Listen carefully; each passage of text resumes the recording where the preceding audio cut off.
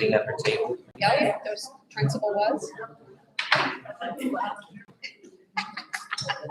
She's never done that.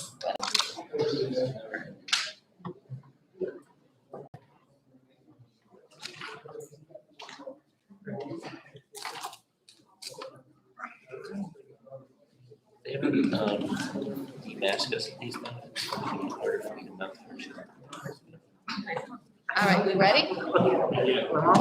Just let me know.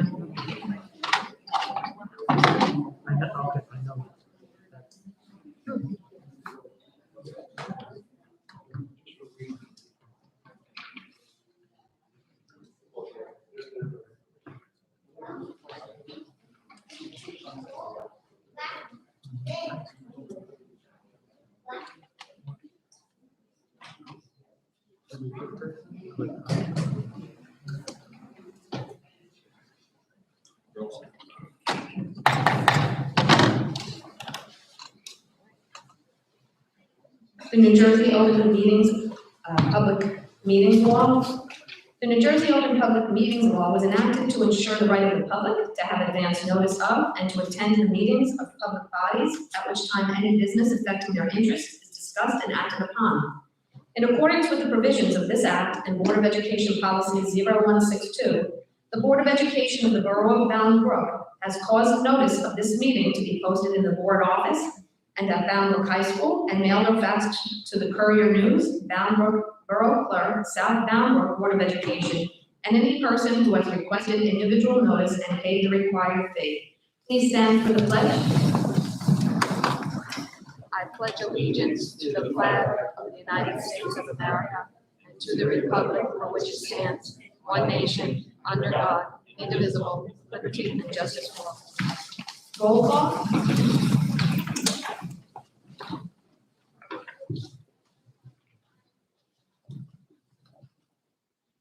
Mr. Bell. Here. Ms. Musson. Here. Ms. Morris. Here. Ms. Rosamano. Here. Mr. Tomaselli. Here. Mr. Badalera. Here. Mr. Zucco. Here. Mr. Fazio. Here. Mr. Januzzi. Here. Okay. At this time, I just want to thank everyone for attending tonight's Board of Education meeting. We respect the fact that you all took time out of your busy schedules to come to this meeting.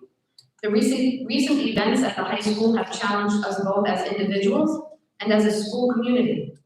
The last week and a half reignited our commitment to creating a welcoming environment for all students. It has shown us that we can do more to elevate student voices and lead meaningful dialogue around social and racial justice issues in our school buildings. And it proved to us that Bolingbrook students are the next generation of leaders who will challenge inequality and build a better tomorrow. This work, this reflection, will ultimately make us all stronger. Let us start by being clear about our principles. Every student, regardless of race, gender, sexual orientation, ethnicity, and ability, is valued. For our students in the room tonight, your voice matters, and we are listening. The board administration and staff take concerns about discrimination and inequity very seriously, and we acted swiftly last week when it became clear that we needed to address these concerns. We, as a board, met promptly, and Dr. Gallagher met with students to hear directly about their concerns in a peaceful and instructive manner. That won't be the last meeting. Dr. Gallagher is implementing student roundtables to foster open dialogue on an ongoing basis, and high school administrators will meet with student leaders regularly.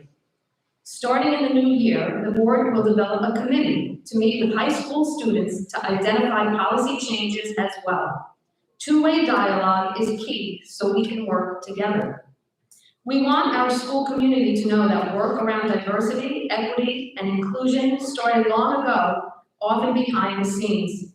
We will do a better job communicating what's been done, what's ongoing, and where we are headed. And we'll aim to get more voices, especially students, at the table for upcoming initiatives. Last year, the district supported the creation of the Black and Brown Cultural Alliance and the Social Justice Club. In 2015, the Pride Club. We've added a racial justice and literacy course to the high school curriculum and delivered LGBTQ+ acceptance programming to students through a partnership with the Trusted High Tops organization. The district also has invested time and other resources to engage professionals from nationally recognized organizations to train staff and administrators on how to support all students. The respected Dr. Edward Fergus and representatives from Richard Hall Community Mental Health, Robert Ward Johnson Foundation, and Safe and Sound have provided mental health and racial equity training. And we have been a partner in the New Jersey Council for Excellence through Equity for the last 3 years. These experts have supported us in efforts to increase academic performance, engagement, and the future success of students of color. The district's strategic plan, approved by the board in 2019, also led to the creation of a district equity leadership team and a district wellness leadership team. These teams are a diverse representation of the school community and are leading efforts to increase student voice. We look forward to continuing this work, and we hope our students will continue to use their voices and influence to champion equity and inclusion. Please know we, the school district and Board of Education, are a partner in these important efforts. The events of last week have reinforced the need to build even stronger relationships with our students and families to strengthen our approach. At this time, we have the superintendent's report. At this time, I'd like to bring up Dr. S. for Lamont Annex, Students of the Month.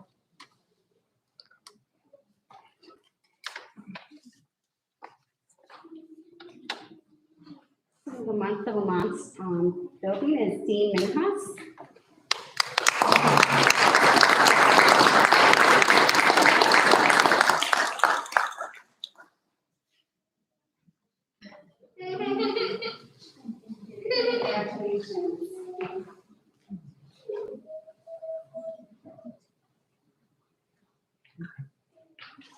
Congratulations to Dominic Januzzi.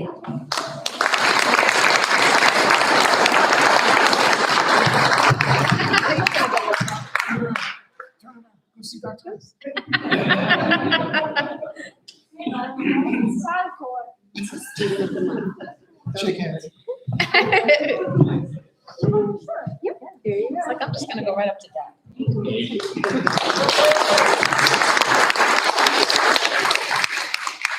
At this time, we can bring up Mrs. Clark from Lafayette School.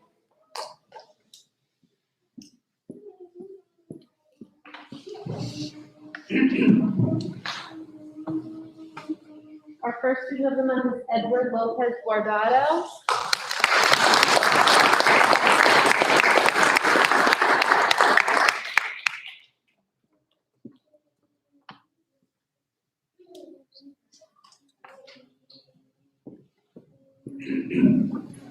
And we also have Adeline Guzman.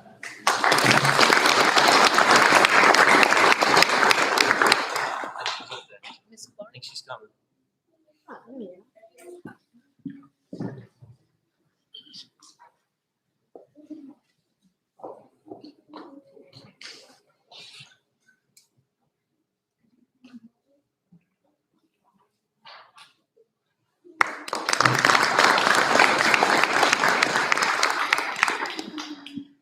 And for Smalley School, we have Mr. Edwards.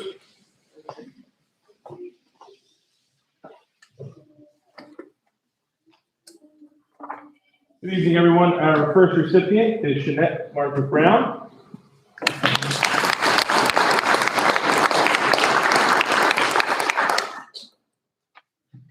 Our next recipient is Patrick Cruz Martinez.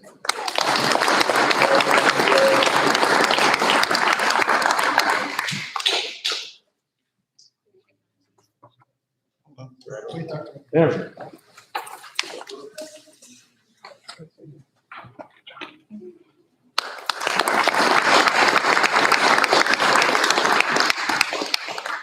Our next recipient is Ivan Alonso Barrios.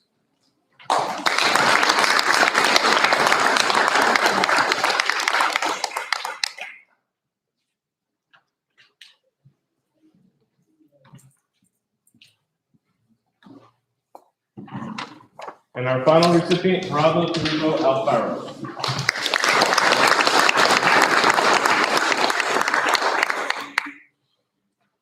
And for Community Middle School, we have Mr. Sam Serma.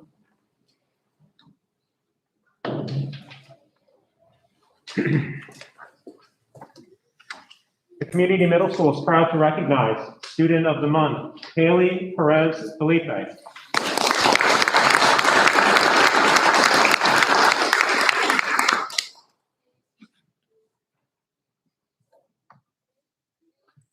And the Community Middle School recognizes Ariana Bridgers.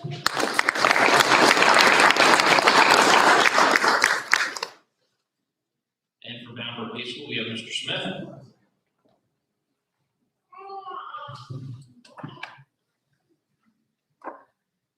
Good evening. Crusader Citizens of the Month is a recognition of students demonstrating positive Crusader citizenship traits such as responsibility, respect, kindness, integrity, cooperation, tolerance, and/or perseverance. Our first recipient is awarded to Ayana Brunson.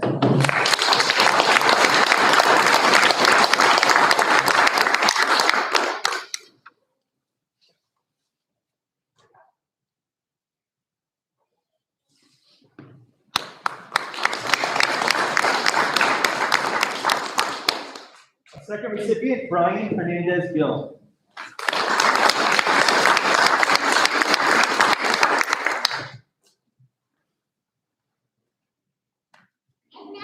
Our next recipient, Maite Martinez.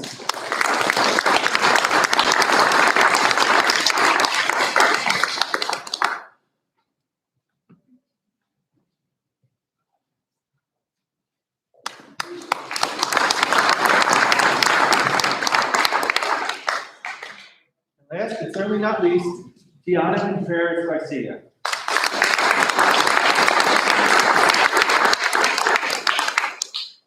And for our first gem award of the evening, we will go back to Lamont Annex and Dr. S.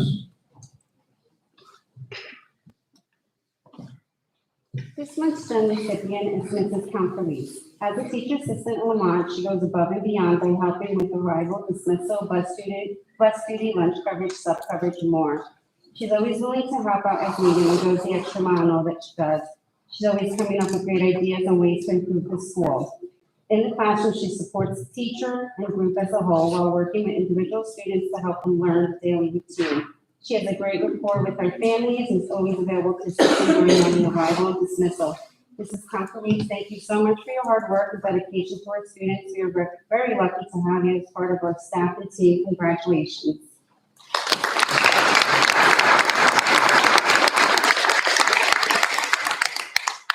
And for Lafayette School, Mrs. Clark.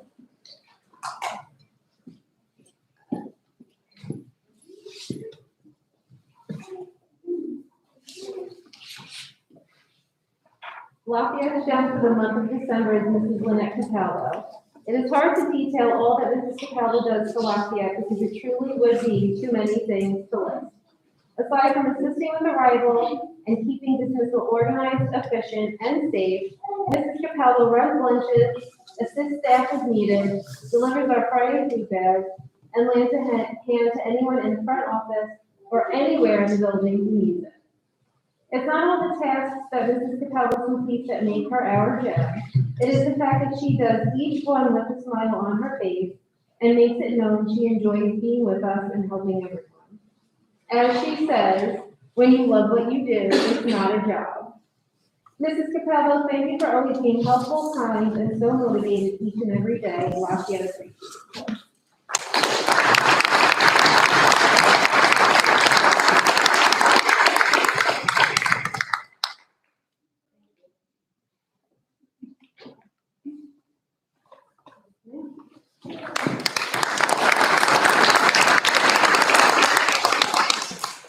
And for small school, we have Mr. Edwards.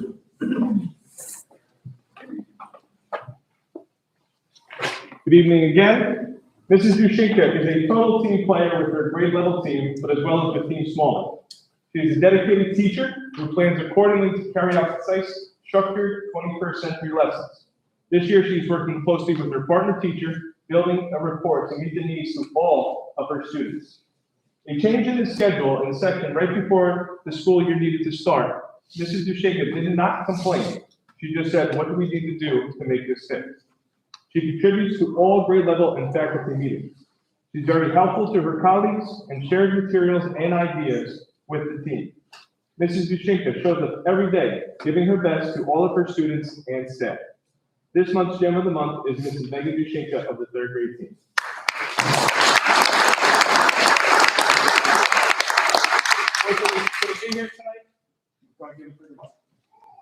And for community middle school, we have Mr. Sam Sharp.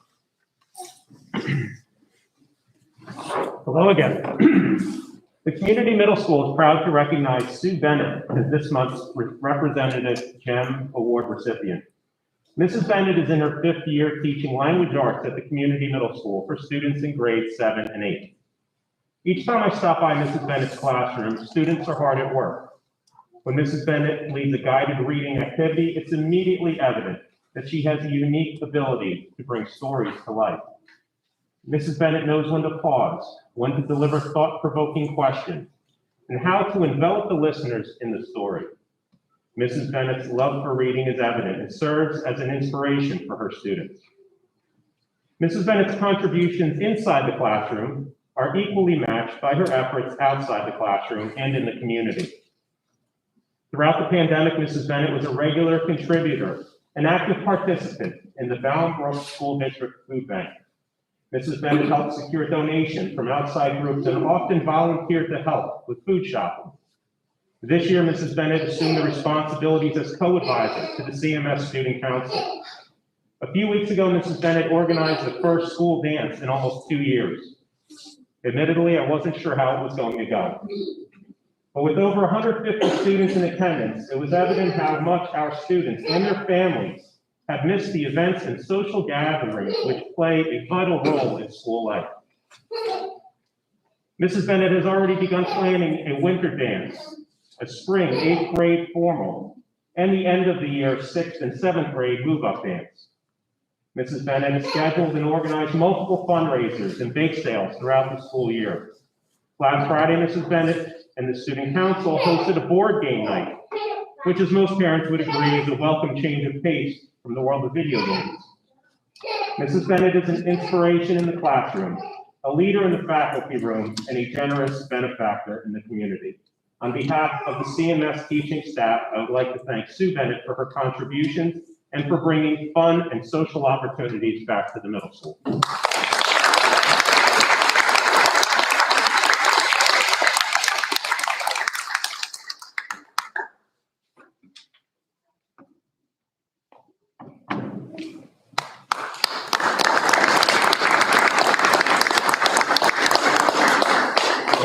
High School, we have Mr. Smith. All right, good evening again. It is an honor to recognize Mr. Kevin Thomas for going the extra mile. This is being named the recipient of the GEM Award for the month of December. Mr. Thomas is a hardworking teacher who has gone above and beyond working with our freshmen this year. He consistently holds students accountable and sets clear expectations for his class. Although the start of the school year has been challenging, Mr. Thomas patrols the freshman hallway in between classes, reporting any issues that he sees. Additionally, Mr. Thomas has been a huge advocate for the AVID program and its implementation in our school, which includes attending AVID Summer Institute. This year, he has taken on teaching the AVID elective class for freshmen, teaching them organizational skills, and after last year, how to be productive students returning to in-person instruction. He integrates AVID's Wicker strategies, which incorporates teaching and learning methodologies in the critical areas of writing to learn, inquiry, collaboration, organization, and reading to learn. Furthermore, Mr. Thomas has presented at our faculty meeting on implementing an interactive notebook in the classroom, which promotes students' learning by giving them an opportunity to enhance their writing skills, organize their learning, and connect their prior experience with new material, and learn to acquire knowledge in ways that will make them lifelong learners. Mr. Thomas epitomizes our slogan of limitless and instills grit and growth mindset in our students on a regular basis. It is for these reasons and among others that Mr. Thomas deserves to be our GEM recipient. Congratulations.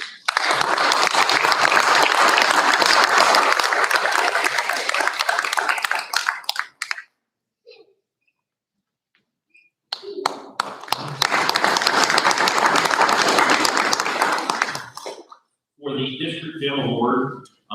He was nominated by a staff member, so I will read what she wrote. I would like to nominate Mr. DeMarco for the GEM Award. He went out of his way to help me achieve my job. I met with Mr. DeMarco to ask him who I should contact about getting proper ADA accommodations. I know it was not his job, but he never said or directed me to someone else.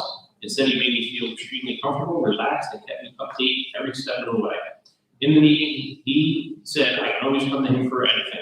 After I left my meeting, I felt like a weight was lifted off my shoulders, and I knew there would be an outcome soon. This is a very sensitive topic for me, and he understood what I was trying to say and the importance of it. He has been truly remarkable and part of a wonderful team. Mr. DeMarco is the best director or boss I've had. I cannot express to you in an email how much he has helped me out. I truly wish I could be in his department forever.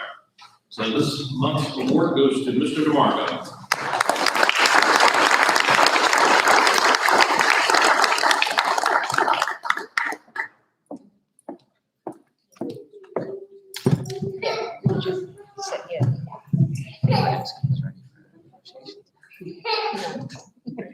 You're welcome.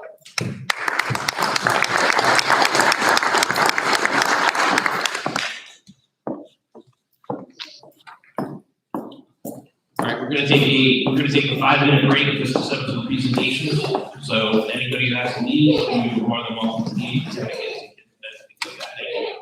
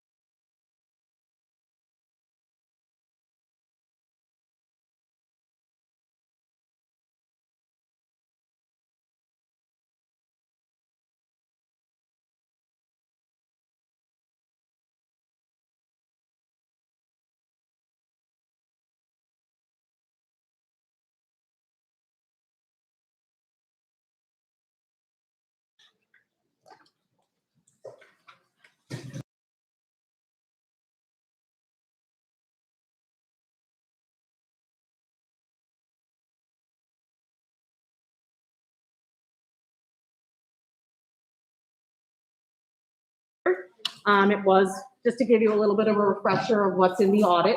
There's two. Yeah, could you, I was Is it gonna on? say, I don't know if they can hear. Yeah, there you go. No, is Yep. that better? Yeah, now you're good. Perfect, thank you, sorry. Yeah, so the audit is actually comprised of two documents. There is a large bound book and there is a small management report.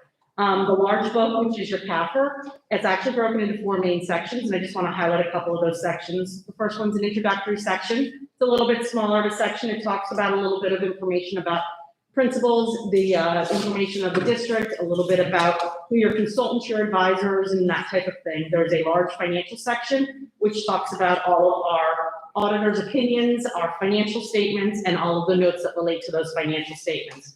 There is a third section, which is labeled the J's, which is actually a really informative section. It's called the statistical section. It's 10 years comparative data. It's a really good source of information. It has 10 years comparable data of not only the district and its finances, but it also has information about your enrollment, the town of Falmouth, the county of Somerset. There's a lot of good information in that document. And then lastly, there's a single audit section, which talks about all your grant requirements and your reporting for those. The separate small book is our report to the board, which details all of our comments, suggestions, recommendations, and things we found during our audit. While that being said, it's a very large document. The biggest highlight of the document we always refer to is what we refer to as the audit schedule C1. That C1 is actually your budget. It's a crosswalk of your budget. It's about a 14-page schedule that basically walks you through all of your finances and gets you to the end of the day where we say, what is your financial picture? So the district ended the year with just a little over $6.6 million in what we call fund balances, that is then broken into several different components. Of that money, about $2.7 million is in a capital reserve, which is set aside for future capital projects. You have an additional $950,000 in a maintenance reserve. There's an additional $250,869 set aside as an emergency reserve. Then you have some additional excesses which have been utilized to support the 20 budget that you're in right now, and that was about $482,000. New this year in this number is an additional $260,000, which due to the accountants changing their format, we now are reporting your unemployment as part of your fund balance picture, where in previous years it was not included. And then you have about $585,000 of encumbrances, which are unpaid bills that carry into the subsequent year, leaving you with $1,305,555 of what we refer to as your unassigned free balance. So of that $6 million, really the 1.3 is your unassigned money to be used going forward. Another few financial highlights, about $3.3 million worth of federal, state, and local grants went through the district during the school year of 2021. That there's still a large number of grants that are going through the districts now, even more than usual, as in you're getting all of your CARES Act money, your ESSER funds. There's going to be a lot of grant funding flowing through the district. And so we just want everyone to be aware of that. Your food service fund actually has a fund balance of about $830,000, which is actually an increase of about $85,000 from last year. That increase is attributed to largely the change in the federal funding of your lunch program. All students are getting a full federal reimbursement on their lunches, where before you got portions of it for a reduced lunch and or a paid lunch. So you actually, or the state changed that model of federal government. As for the management report, we have a few recommendations in the report this year, and I have them there are 5 of them in the report, but I've broken them into 2 groups, because 3 of them go hand in hand together and the other 2 go together. So even though there are 5, one of the first 3 that are grouped together really relate to the record keeping payroll agency. We have some analysis of agency balances that need to be detailed. We've continued to make modifications in expenditures. Large number of adjustments are being made to the budget going on a cycle, meaning when we're adopting the budget, we're constantly changing that budget, doing a lot of transfers. So we have to work on making a better budget to begin with so that there's less adjustments. And bank reconciliations also should be reviewed monthly. You currently have your treasurer of school monies who does reconciliations independent of your business office, but those recommendations on his bank reconciliations are a number of reconciling items that keep carrying month after month. So we're just suggesting those get cleaned up. Then the other 2 that sort of go together are the areas of transfers. There are 2 rules of transfers. Any budget transfer that's greater than 10% in any specific category requires county superintendent approval. Not all instances were those approvals obtained. And then lastly, related to your preschool education program, there's a 3rd level of oversight on that program alone. Any transfers or budget modifications you make the Department of Ed needs to be reviewed and see those transfers, and those weren't always obtained. So you'll have to do a corrective action, which the district has ready for you to approve to go forward. And now, like most years, what we also do is we try to put suggestions to management into our report or future things coming up to give everybody a heads up. One of them is a new standard. Once again, I stand before the boards and tell them I'm going to change the numbers again. This new one is actually in the area of leases. It's actually a very lengthy, complicated standard. It won't just be a simple reclassification. It will be requiring the auditors to go in and review every lease in place that the district might have, from not just from buses and copiers, but we're talking mail machines, any lease that you have, and we have to evaluate them for proper reporting. Additionally, as I said earlier, there's a large number of federal funding that's coming through all of the COVID, the ESSER funds, and all of the stimulus packages. With that, we are saying that there's going to be the likelihood of outside auditors, in addition to myself, coming in to do desk reviews. With all respects to those areas, we are saying be very cautious when you spend, document. Be careful of areas in procurement and ensure that those funds are being accounted for properly, because we wouldn't want the desk reviewers to come in and ask you to return any of those funds. And then lastly is in the area of labor contracts. One of the areas that's a hot topic on the town side, not so much on the school side, but if there was an area where there was a commission report being reviewed, looking at compensated absences, payout sick time, and a number of towns were caught in that review of overpaying based on the change in the state laws. So our recommendation is to speak with your labor attorneys and have them review your contracts just to make sure that you're in compliance, so that if the state starts to review the school levels, they will be available and in good shape.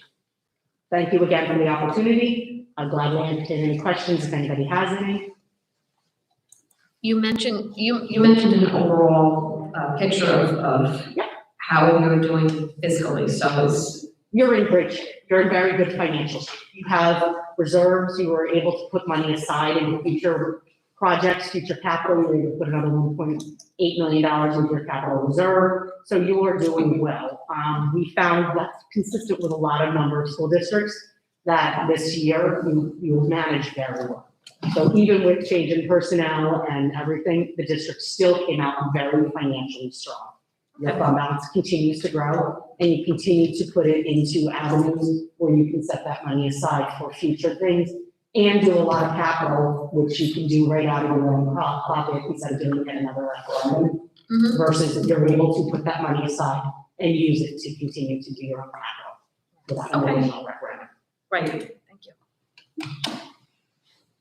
I'd just like to point out on that, tonight we're rejecting the bids for the cafeteria for Lafayette, because they came in at almost $700 per square foot, which was like $3.7 million on a projected project that when we started was about 1.8 to 2.2. So we just don't have the funds to do that at this time, so we're rejecting all those bids. Does anybody else have any other questions for Ms. Goldman? I have a quick question, actually. Two. Correct. So the first one has to do with some of the risks associated with the comments that you made, specifically about budget accuracy and fund transfers. So what are the implications if those things are not addressed for the district? There are no implications. It's really us following guidelines. The best bet is to really look at those budgets and make sure that, best laid plans always change, but when we see large number of transfers repeatedly, makes us question, did we have the right plans when we put them together? I think we've seen this comment in a number of reports this year, in that a lot of districts putting budgets together that best laid plans did not go as planned this year. A lot of districts were implementing things on the fly, and there were a number of changes. So that transfers and those expenditures are much better than they have been last year. This was a repeat comment from last year. It was improved, but there was still movement on this one. So that's why we left chose to leave it in going forward. But this is a repeat from last year. It's much better than we were last year, but not a complete correction. And on the bank reconciliation side, do you have an idea, or can you share an idea of what the order of magnitude of the reconciling items in that balance was? They are very small. A lot of them come down to areas of void checks. And that's what happens is those checks get voided by the system and that information is not communicated to your treasurer's school monies, and therefore he's carrying them on as reconciling items because they're not matching up. But they're mostly in the area of stale dated and voided checks. And then just a general question, for this report, are we going to have access to, either of the two reports? Don't we usually? Yes, you should Yeah. have. Yeah, actually, it should have been on my weekend. I thought they I were don't on. have it attached. No? All right, I was going to look. Yeah, they are available in hardcover in the district and electronic. Great, thank you. And I'm available if any other questions come up when you have a chance to Do you review. want the electronic or the hard copy? Really try. You don't want the big book? Come No, on, put it under your pillow. It's a good sleeping tool. it's a good I door just seat. have a question with the cafeteria spending. I know in the South Park that I'm part of, we didn't need as much money for spending because our funds are getting, we're getting paid back from the government. How big of an issue is that this year with Boundbrook and then compared to everywhere else? Actually, we do have to do an evaluation on the lunch program when we look at your lunch program to make sure that you're not allowed to maintain in the lunch program fund balance anything greater than an average of 3 months expenditures. So you take a look at your whole expenses for the year, and if you had spent greater than the allotment, there would have been a comment in the report also that you have overfunding. We are seeing this comment. This was actually a reversal of what our thought process was going to be with the pandemic, because we felt that we saw last year a large number of school districts food service dropping off drastically because we were serving lunches and worrying about it later. We were making sure every child was getting fed, breakfast, lunch. We were delivering them during COVID. And then now the federal government realized that a lot of stuff's happening and the funds started to carry. So we are seeing that this is a common word we're seeing this year, the swing, where they're capturing that number. We do not know how long it's a program, they've changed the program to a summer seamless is what they're calling it. And it's funded at a different rate. How long will that summer seamless stay on until they revert back? In which case then you'll have a different, and that was partially due to the operations of the cafeteria also. Their operations are completely different. We don't have a lot of à la carte, student purchases, lunches. We're not seeing those revenues any longer. What we're seeing in revenue is strictly coming from the federal government. Yeah, and we've been running under the summer food program, which we've already been told will end this upcoming summer. So we're gonna go back to our normal cafeteria operations next year. The other thing is, one note on that, we did purposely keep somewhat of a high balance in there because we were going to buy all of the new cafeteria equipment for the new cafeteria we were supposed to build in that fund. So obviously, just another Sounds like another another piece of the ball. Another transfer. It sounds like another That was the transfer. best laid plan as to why that was strategy was there. Maybe the bids will rebid and you'll be able to purchase or change the change it a little bit so that you'll be able to capture some of those equipment. Because if not, and it continues to trend upward, you could max out and then we'd be standing in front of you telling you the problem because you've maxed it. So with the transfers, this report is from last. I'm June last- 30th of 21. Have the transfers at the beginning of this year stabilized? Yes.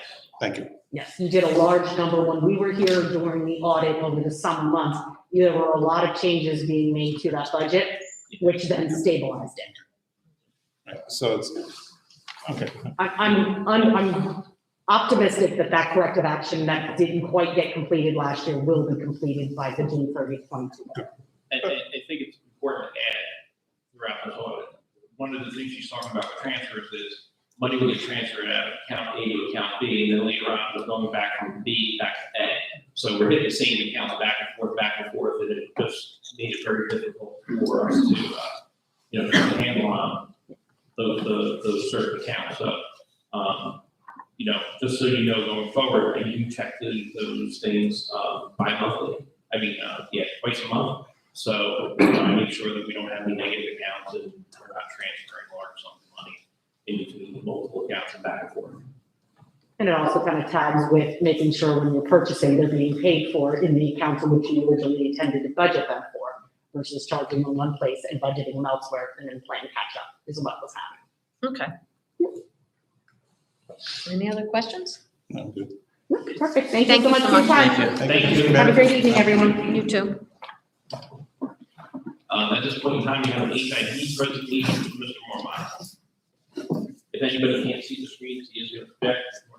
Welcome to the sitting. Where's that? It's in the minutes.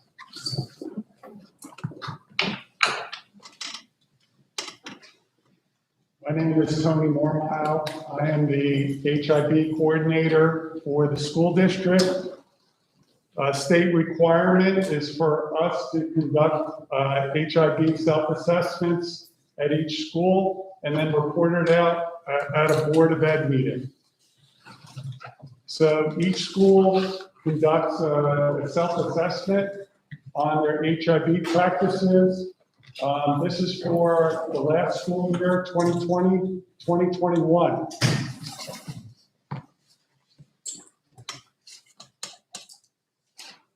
The areas that each school reports on, there are 8 core elements on their programs for students, their training for staff,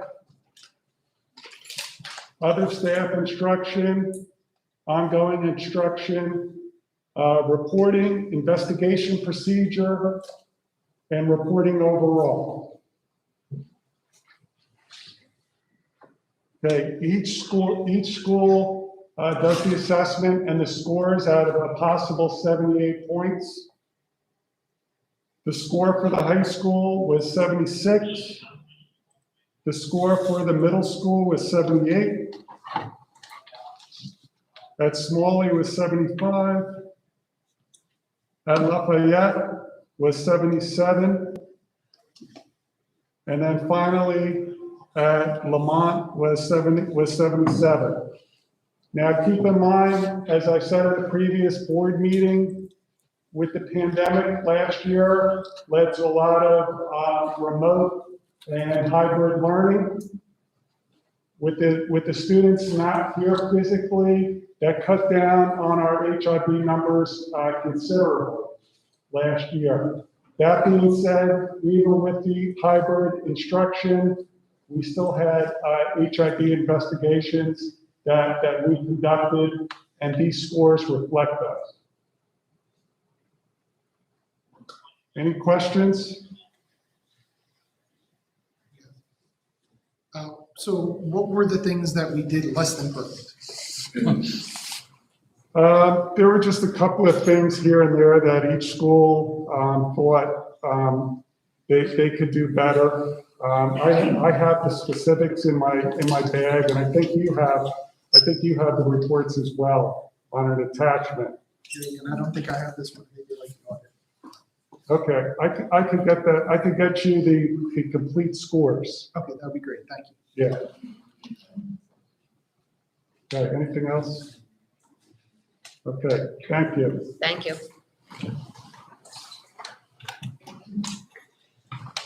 Okay, just a couple housekeeping items. Number one, I'd like to thank Diego Padilla, one of our music teachers, for the wonderful job he did at the Piano Tree Lighting Ceremony. So I just wanted to give him a quick thank you for that. Item number 2 is I need from the board an answer on school choice. Are we staying in the program, or are we going to start to phase out? Our total enrollment at the high school right now is about 680. When we started the program, we were at 500, and we were continuing to grow. So at this point in time, I don't believe we have room to continue moving forward, but obviously it's your choice. So kind of need some direction here. How many students a year are we averaging? Well, it depends on the year. It depends on how many we accepted each particular year. Right now, we're at probably 35 kids. And I think we have for next year 8 or 9 openings. So the question is, are we taking in kids or are we not at this point? Are they all just at high school? Just the high school, yeah. Kids that are enrolled now. They stay until they phase out, they stay until they graduate. Yeah, how's the enrollment in 6th, 7th, and 8th grade? Is it just getting high? And so it's, right? Not getting smaller, getting higher. And South Bama is also getting higher, so we're getting more kids from South Bama. So again, those numbers tend to go up. I think shared with you the recent demographic study that has the entire district topping out somewhere between 21, 50, and 2,200 kids, and that's in the next 3 years. Again, I think most of those kids are going to be at the high school, because the high school at some point in time. I think the more important, piece of this, not only the high school, but we're kind of maxed out the elementaries already. And part of our thought process and our plan was to get this cafeteria done in Lafayette and move into an extension on Lafayette. Without that cafeteria, we could never do that extension on Lafayette.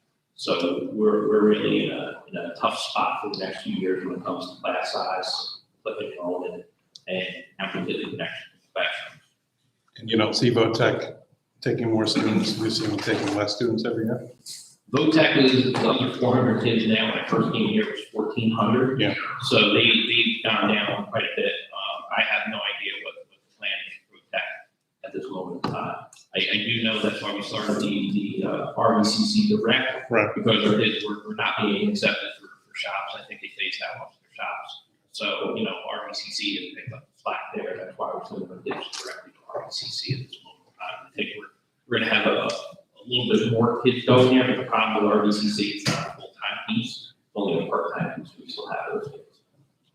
I will say on behalf of South Number, we did bring in a large group recently. So right now, I have numbers that we signed about 131 full-time, 6 share time is our estimate. Last year was 106 at 10:13. So it's 30 more this year. 131, yeah. That's full. 131 from 106. Yeah, so that's the main reason why, but it's gonna eventually, once they leave, it should fluctuate out for South Number, that needs to go back down to 100.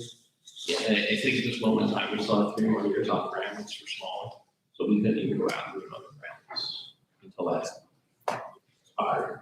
So we're in a tough spot. Well, and the town just keeps on building more and more apartments. Right. Well, I think that's. But they're not gonna bring any more students into the district. I think when I had sent the paperwork down to the state, on the books for the next few years, it's 2,400 apartments to build. Yeah. Somewhere in that neighborhood, so it's quite a bit. Right, but already, I mean, the students that are already here, as they start to come up to the high school, is just gonna make that number get bigger and bigger each year. Yeah. So, I mean, I know, like I said, I've been on the board since we started the program. I'm sad to see that it has to go in that it seems to be going in that direction. But, Can we as a We board need to think fit about keeping the academies? The academy's set, academies are ours, Okay, those don't change. I mean, the reason why we get students from Piscataways that, Well, we don't get any more kids from Piscataway, they started their own academy. oh, okay, well, there you go. Ours is better than theirs. So, Will this affect us financially at all, or? yes. Oh, to yeah. about $500,000. But it's gonna phase out, like the kids phase out, the money phases out, so you have time to deal with that. How many kids this grade is still there? I don't have exact numbers off the top of my Something head. about 8 per year, 7, Yeah. 8, 9, in that range. Yeah. Constantly. Give or take. There's not room. When's the application process for next year? We're already in the middle of it. It's either I start to accept these kids or I have to tell them that we're not part of the program. That's why I need to. So you have applications already? I'm sitting on the desk waiting for either I'm approving or I'm sending them back. I think we let the kids come in one more year and then we phase it. I mean, if you've got children that have already applied, It's up to you guys. is it fair to cut their leg, well, I mean, they're not here. No, but they're hoping to be.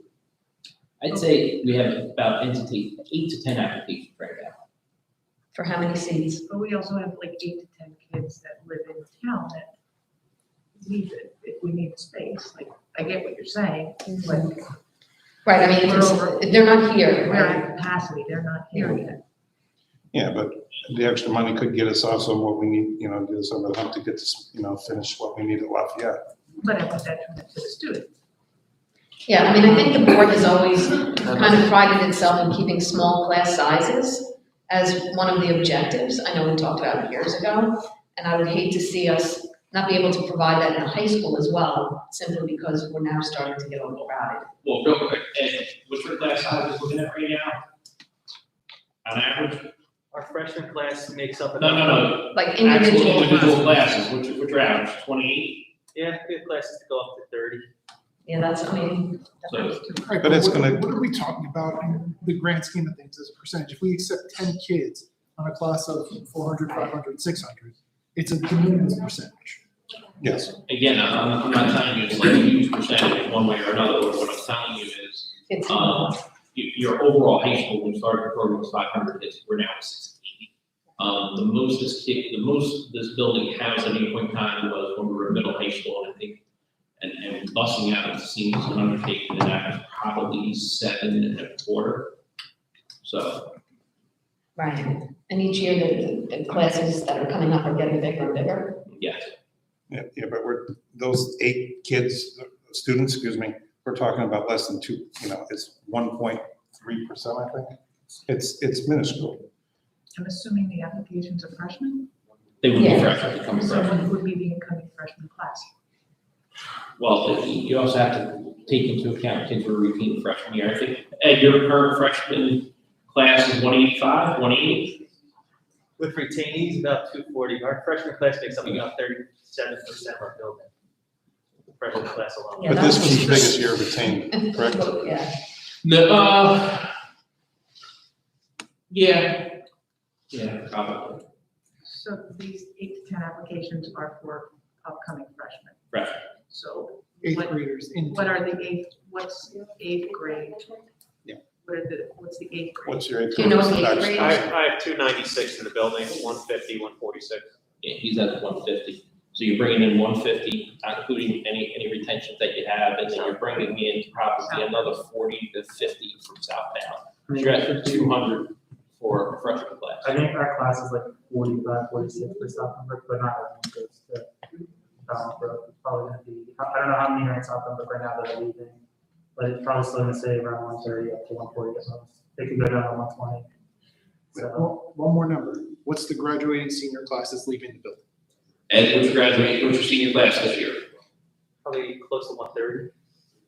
right, so the freshmen. The net gain is gonna be significant, right? Yeah, Yeah, right, I don't want And continue freshman to be classes so. that are with, especially students that are being retained. Like, I want to make sure that their class sizes are small enough to make the difference, really.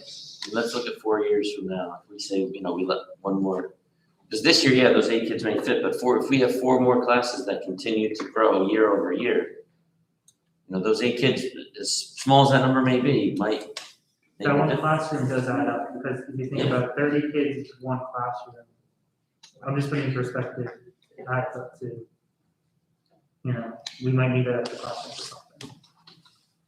I And I think hear in the long haul, both sides. you're gonna phase out the program, but if you have 7 or 10 applications that are already on your desk, And I understand that. You have to understand, we have to have those applications now because we have more applications than we have seats. We have to run a lottery next week. I don't think we're at that. I think we're dead even with the applicants, the number of seats, so we don't have to run a lottery.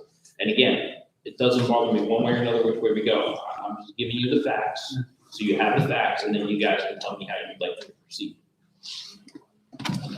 I mean, if in the long run, we're phasing this out, I'm just saying, if you have, whatever you have on your desk at the end of, at 7:30 tonight, that's it.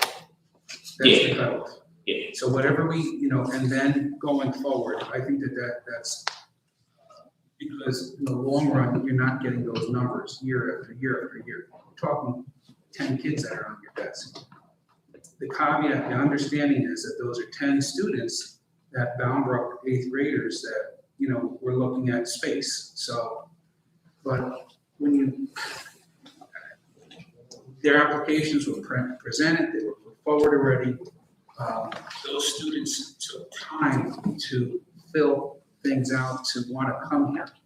So, I mean, I think maybe a negotiation on this would be, let those students, at least whoever's on your desk, go, and then going forward, go out. That would be my say.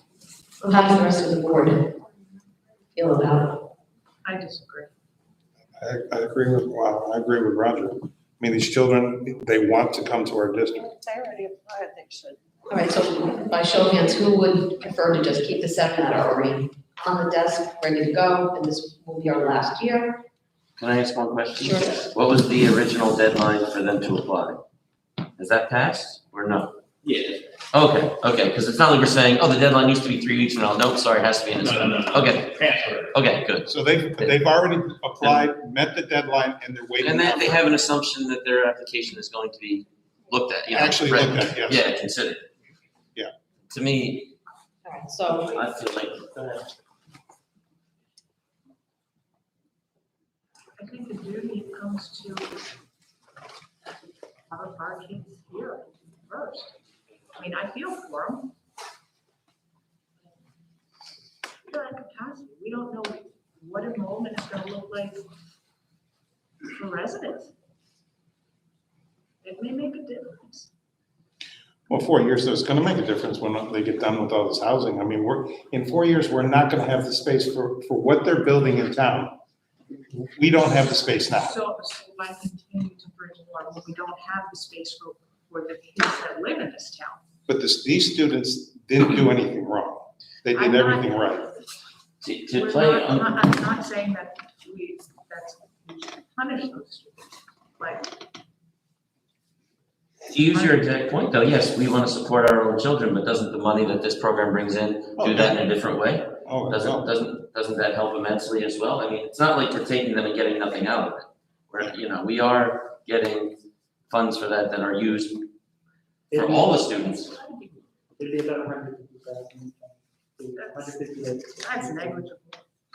I would Tell that to a couple teachers who cost about $150,000 when you need an extra special ed teacher. I don't find that negligible. Or we're in a negotiation here. I mean, Where they're at.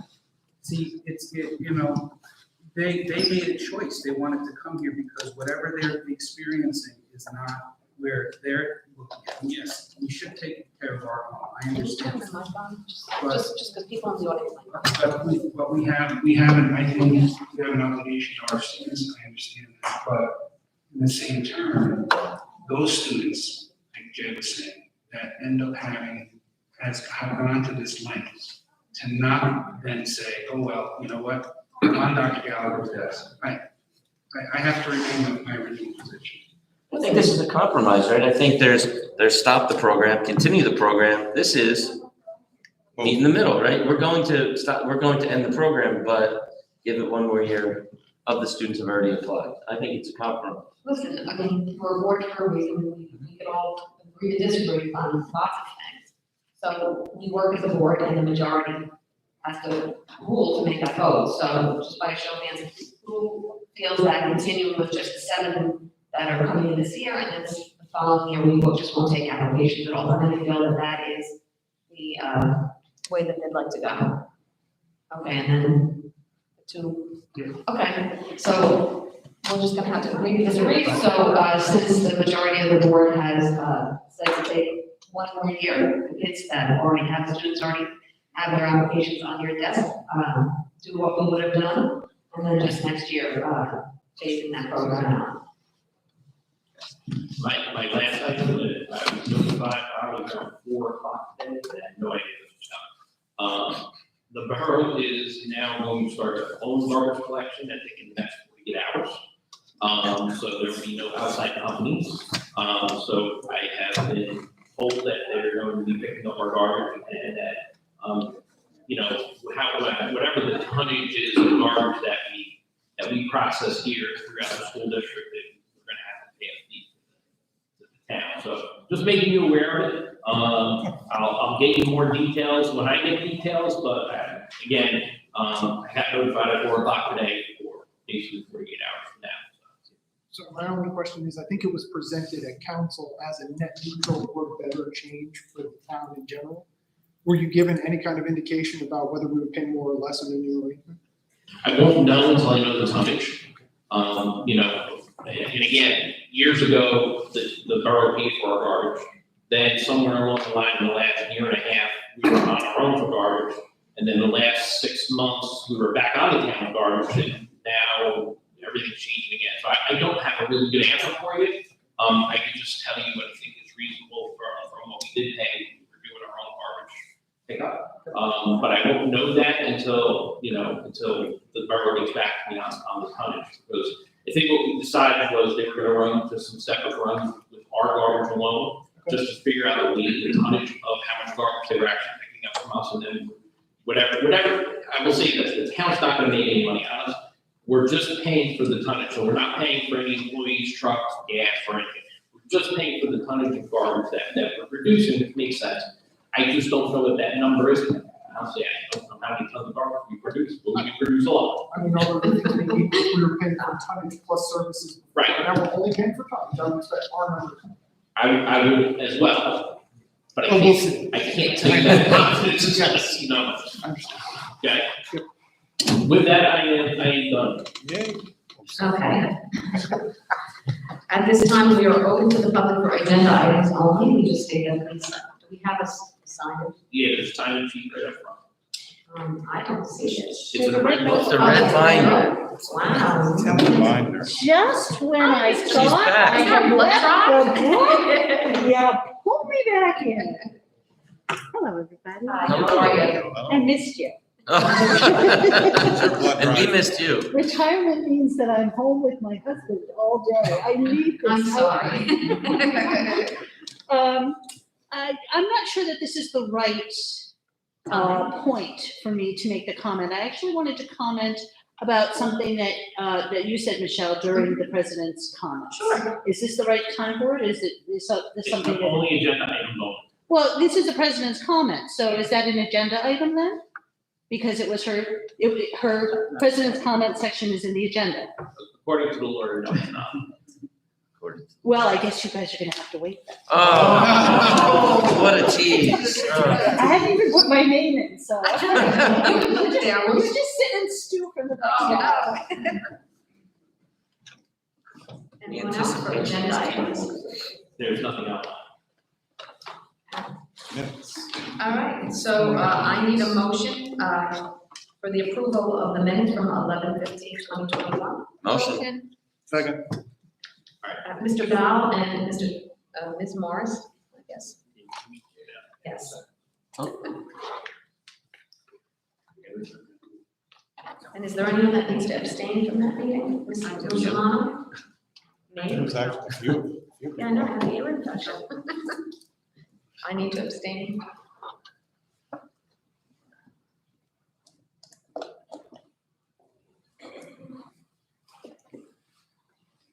Just let me know.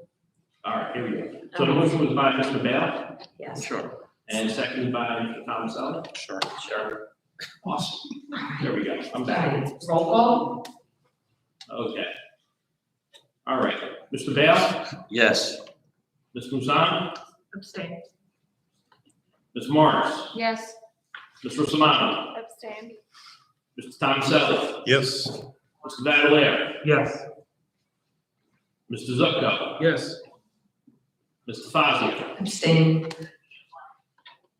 and Mr. Januzzi. Yes. Motion carried. Okay, personal resolutions, district and high school. Resolved, the superintendent recommends for approval, the resolutions is outlined in personnel resolutions under district and high school. 6.2 to 6.12. Can I get a motion? Motion. Mr. Val, can I get a second? Second. Mr. Valera, any questions or comments? I only comment I was glad to see in 610 that somebody for the Social Justice Club was identified to continue that.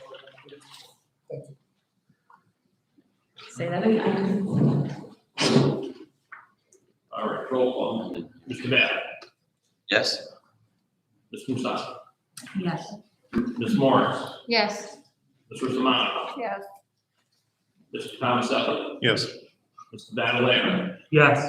Mr. Zupko, Mr. Fazio, Yes. and Mr. Januzzi. Yes. Motion carried. 7, personnel resolutions, Middleton Elementary. Resolved, the superintendent recommends for approval, the resolutions as outlined in personnel resolutions under middle and elementary school.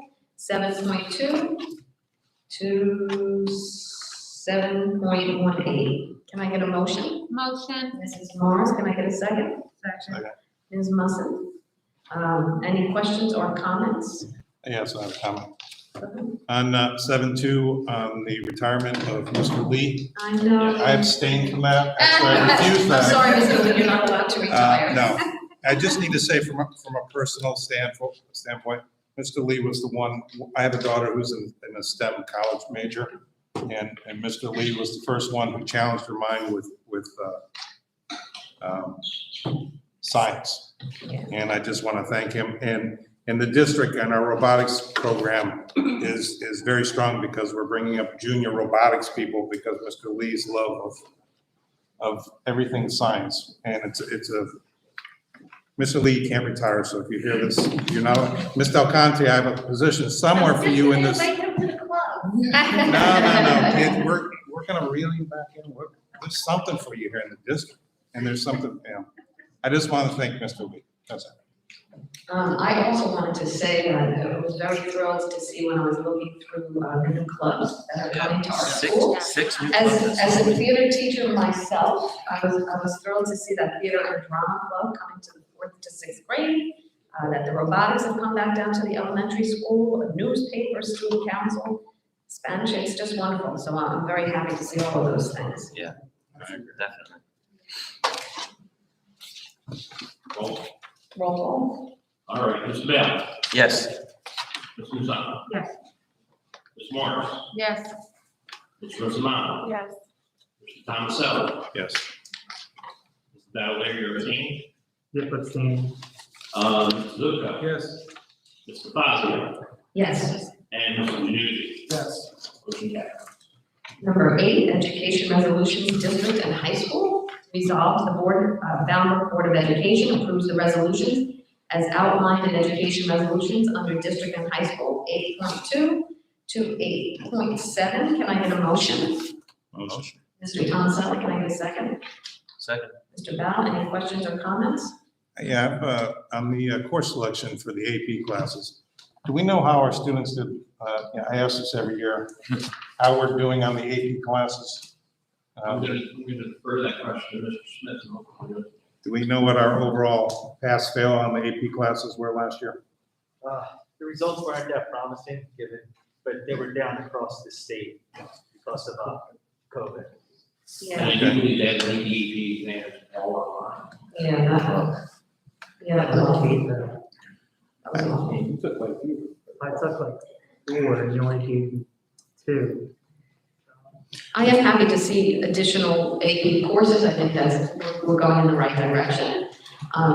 Whether they pass or fail, I know, my husband teaches AP in Staten Island. Students that go through his classes, even if they don't pass, when they get to college, they are more than well prepared to take those classes. So whether they get credits ahead of time or whether they just use that as like a really strong foundation for their college career, I think it's a wonderful thing. But don't we also, at least for English, correct me if I'm wrong, when I was at school, you get college credit overseas. That's still the same? Not for AP. Those No, are for different. AP English, yeah. Yes. With the concurrent enrollment. Yeah. So Yes. the entire CEP. But certain schools won't Won't take take that. 3s, they only take 4s and above. Yeah, and then, but you can RBCC credit, some schools will take it. I don't know if Rutgers. Some school, Rutgers does, They have to? Yeah. Okay. but you have to have a 4 to get an AP credit, Yeah, exactly. so. I had a question regarding 8.2, the assessments. If we could attach the reports that Richard discussed. Yeah, I'm just looking at it, it says they're attached, but I'll figure out why they're not coming up for you guys. So just one quick comment on that. I found that the audit documentation was on the 11-19 weekend report. Yeah, I was only looking on the December one, so that's my fault. Yeah, I was 99% sure, I put this stuff out to you There's guys. like 79 papers. Yeah, that's one document. You didn't Yeah, want the to- you didn't want a hard second- copy? I've looked at all 79 pages. All right, I'm glad to hear that. That makes me feel a little bit better. I appreciate that. And then I will make sure, they're saying they're attached, but I can't pull it. I'll let them know, but I'll find out. And if you guys don't have them, I will make sure you get them. Okay, thank you. Can I get a roll call? Sure can. Mr. Bell, Yes. Ms. Luzon, Yes. Ms. Morris, Yes. Mr. Solano, Yes. Thomasello, Yes. Mr. Valera, Yes. Mr. Zucco. Yes. Mr. Fazio, Yes. Mr. Januzzi. Yes. Motion carries. Okay, number 9, education resolution for middle and elementary. Resolved, the Bound Board of Education approves the resolutions as outlined in education resolutions under middle and elementary schools 9.2 to 9.5, sorry. Any questions or comments? I'd just like to thank whoever's arranging the dental. Dental visits, yeah. Yeah. Whoever's in charge of that, or the reason why we're, that, thank you very much for that. Usually, Good stuff. did we do a motion? No, motion. Oh, sorry. Motion, Ms. Morris, second. Second. Second, Mr. Thomas. Yeah. Sorry about that. Any comments and questions? Roll call vote? Yep. Mr. Bell? Yes. Ms. Musano? Yes. Ms. Morris? Yes. Mr. Samano? Yes. Mr. Thomaselli? Yes. Mr. Battleair? Abstain. Mr. Zuko? Yes. Mr. Fazio? Yes. And Mr. Janucci? Yes. Motion carries. Okay, number 10, policies. Resolved, the Bound Board of Education approves the resolution as outlined in policy resolutions under district and high school. 10.2, can I get a motion? Motion. Ms. Morris, can I get a second? Second. Mr. Thomaselli, any questions? Question on the emergency virtual remote instruction. Yeah. If I'm reading it, excuse me, correctly, it's if the state declares public emergency, correct? The state, the health department, declares an emergency, and closes us. Yes. And then that is in our COVID document, like what that school day looks like. Yes, but no, it'll depend on the length of time. Because we also, there's also a provision in there, and again, I know, just branching out too much, but if we're out for 3 consecutive snow days, we can go virtual. Or if we get permission on a snow days to go virtual, and again, I don't have all of the particulars, because right now they're saying 3 days, but I know there's a push to try and change that as well. But it's all kind of falling underneath that one plan. Right. And at some point in time, and again, I don't know when, but that the COVID or restart or Right. road back plan is gonna have to be phased out to this new plan, and I think this was the start of that. I guess my question is, I'm reading a lot that staffing, like, there's not enough. What happens if we have to close a building? What does that mean? She's asking what we She's have to have she's to asking if we have to close a building for either COVID, staffing, whatever, what would that school day look like? And I would assume at this point in time, since we have experience with what we had in COVID, we're probably gonna revert to that. It's probably the easiest thing for us to do, internally as well as with our teachers and our kids. But obviously we had to make modifications, but I think, that seemed to have worked for us, so I think that's probably the way we would go. And nothing in there, because when it first started, they were a full day with a lunch. And then we moved last year into a half day. There's no determination on that? No. No, okay. Okay. Any other questions? Can I get a roll call? Mr. Bell? Yes. Ms. Musano? Yes. Ms. Morris? Yes. Mr. Russellano? Yes. Mr. Thomaselli? Yes. Mr. Battleair? Yes. Mr. Zucco? Yes. Mr. Fazio? Yes. Mr. Januzzi? Yes. Motion carried. 11, special services resolutions. Resolved, the Bound Board of Education approves the resolutions as outlined in special services resolutions 11.2 and 11.3. Can I get a motion? Motion. Mr. Thomaselli, may I have a second? Second. Ms. Musson? Any questions or comments? Hearing none, can I get a roll call? Mr. Bell? Yes. Ms. Musano? Yes. Ms. Morris? Yes. Mr. Samano? Yes. Mr. Thomaselli? Yes. Mr. Battleair? Abstain. Mr. Zucco? Yes. Mr. Fazio? Yes. Mr. Januzzi? Yes. Motion carried. Number 12, finance resolutions. Resolve the Bangor Board of Education approves the resolutions as outlined in financial resolutions 12.2 to 12.12. Can I get a motion? Motion. Mr. Vallejo, may I have a second? Second. Mr. Tom Selly, any questions or comments? Hearing none, may I get a roll call? Mr. Bale, Yes. Ms. Lozano, Yes. Ms. Morris, Yes. Mr. Simano, Yes. Mr. Tomaselli, Yes. Mr. Badalero, Yes, with abstentions from check 38816 from 12.5, and then abstaining from 12.7, 12.9, and 12.10. say that one more time, 12.5. 7, 9, and 10. Thank you. All right, it was check 38116, correct? Yeah, 38816. Got it. 881. Very good. Ms. Fazio Yes. and Mr. Janussi. Yes. I did want to say thank you to the Presbyterian Church for the donations of the winter apparel. That's great. At this point, is there anyone on the board that has something that they'd like to bring to the board? I just want to say this is my last meeting for Bamberg. I did not run again in South Bamberg, so there'll be a new person here, and it was a great 3 years here, and my boyfriend's happy that we'll get extra Mondays. Well, Thank you. I will say it's been a pleasure to be on the board with you for the last 3 years. You definitely added a different perspective.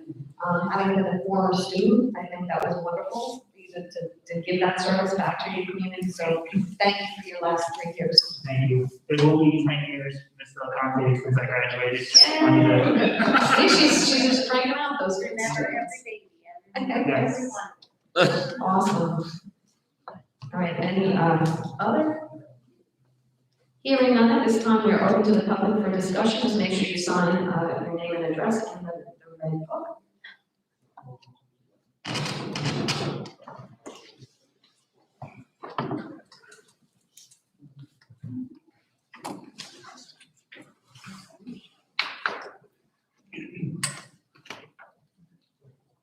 Hello, board. I have materials for all of you I'd like to submit. Sure. And just make sure you just sign the book as well. Sounds good. Thank you.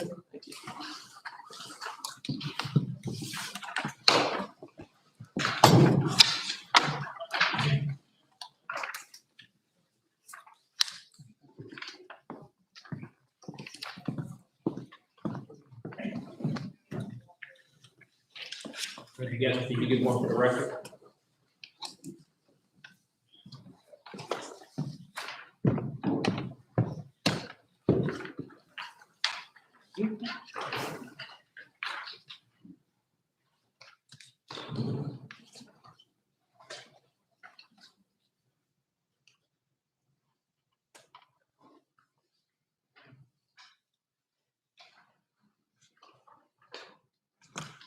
All right, so good evening, members of the board. My name is Mr. Alexander Lopez Perez, and I am a former English teacher at Bamberg High School. I'm here to comment on my resignation as well as share a bit of my experience of being here for 1 year and 3 months in this district. And I wanted to begin by reading my resignation letter. Is everyone ever? By reading my resignation letter to its intended recipient, which would have been all of you, members of the elected board.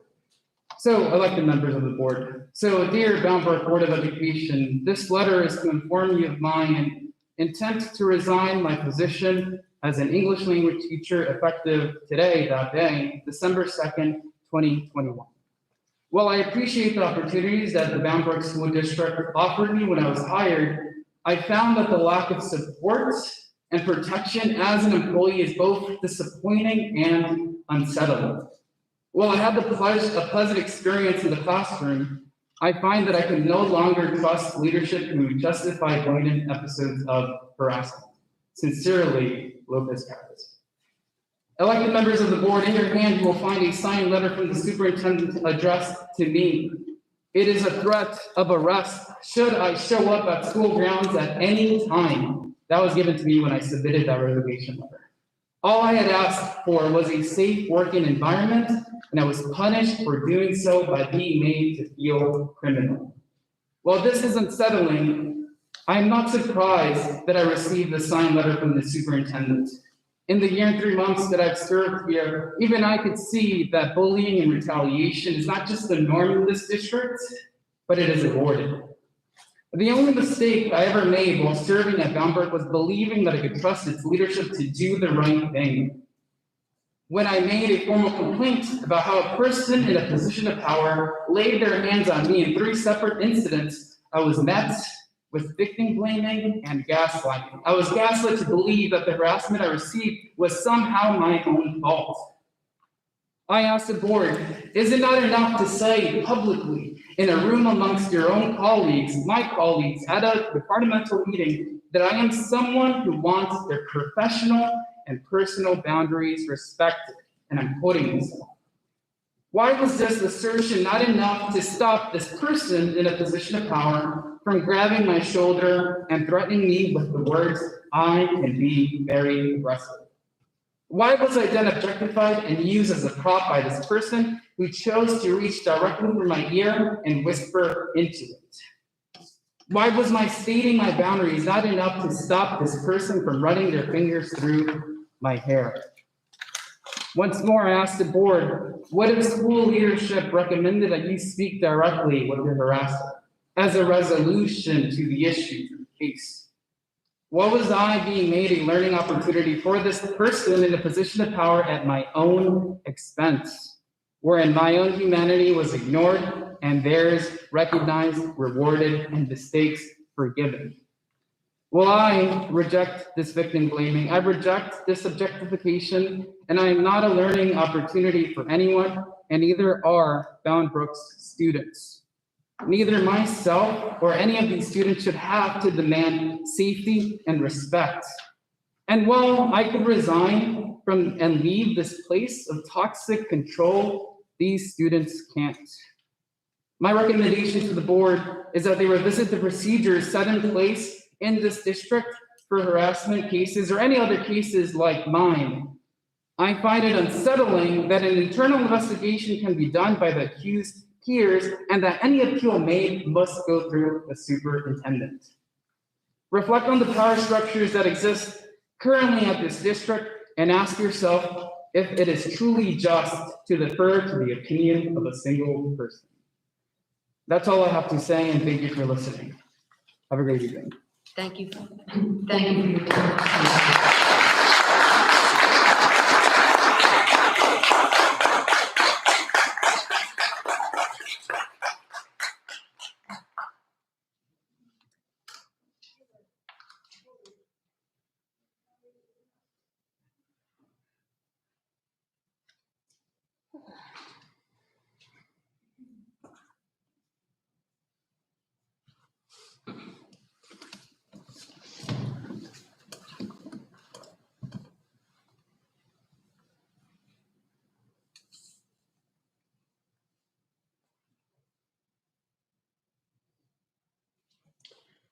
Hello.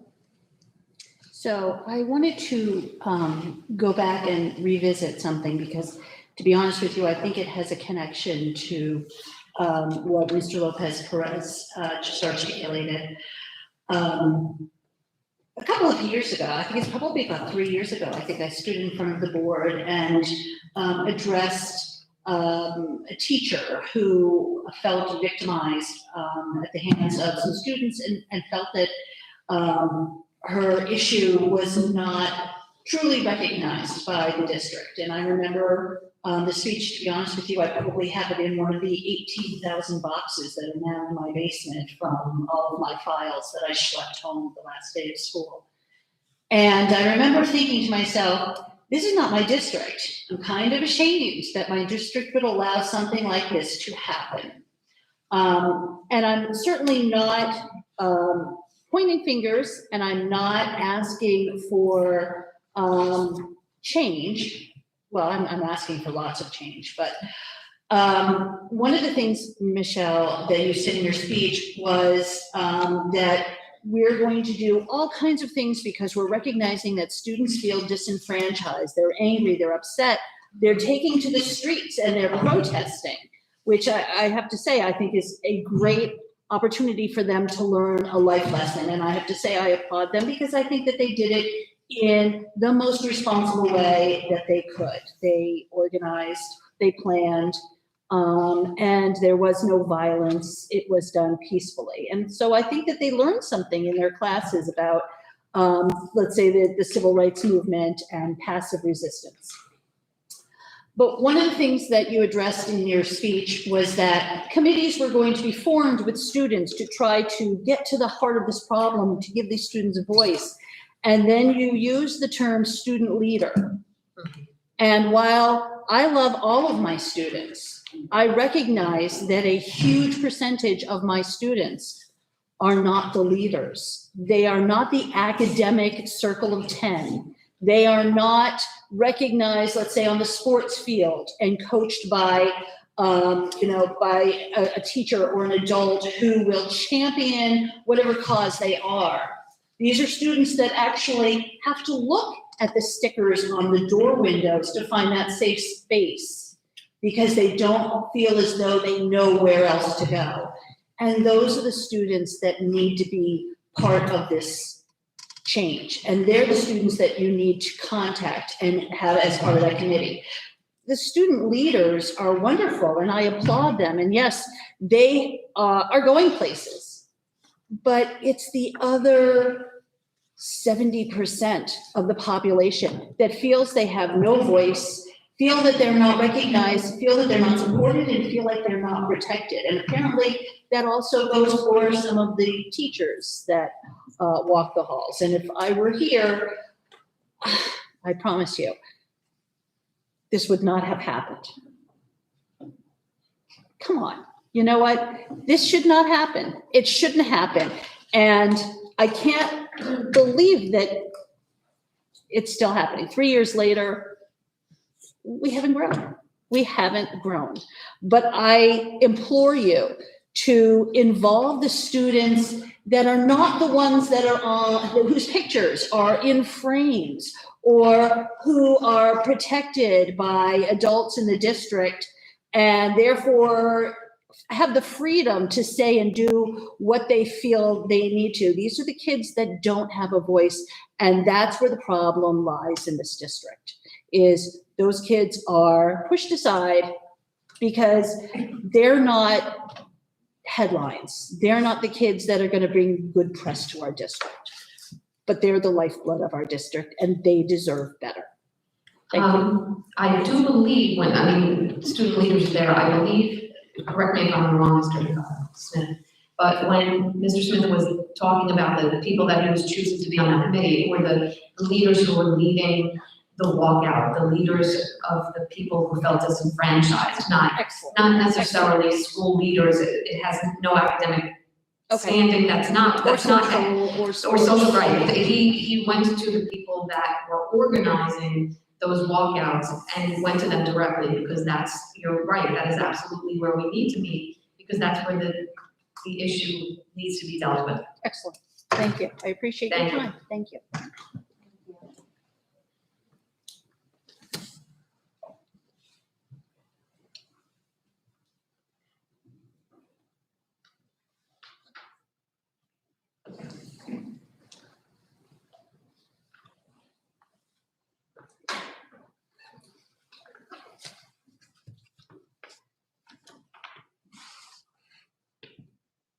I wanted to make a comment. Just state your name and reference. My name is Rebecca, and I am a parent of 2 of your students in the high school. Last name is Ado Narti. I wanted to make a comment based on, President, on your comments in the beginning in light of the stand that our students took this past year, this past week. And I also applaud what they did and the courage that they had to stand up for what was right and what their heart was telling them to do. As you were talking about diversity, equity, and inclusivity. And I know that Bound Brook what was it, last year or in the past, I know you've put out documents about doing this in your school. As I look at the board, I see nobody here that represents my children. My children are of mixed blood.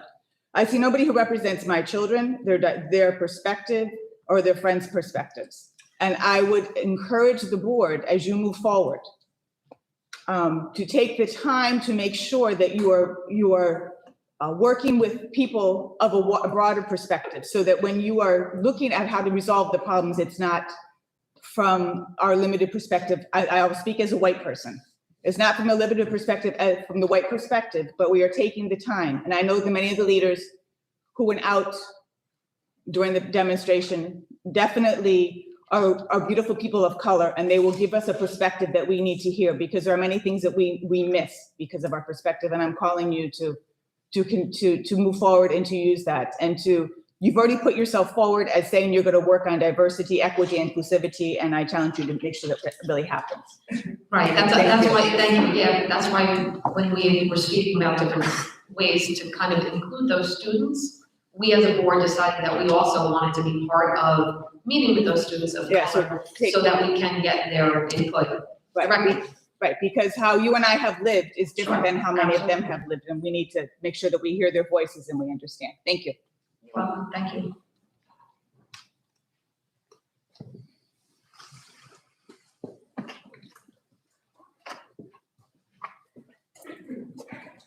And I just have my name here, right? Yeah, just sign your name and address, and then just let the superintendent know your name, and then you may speak.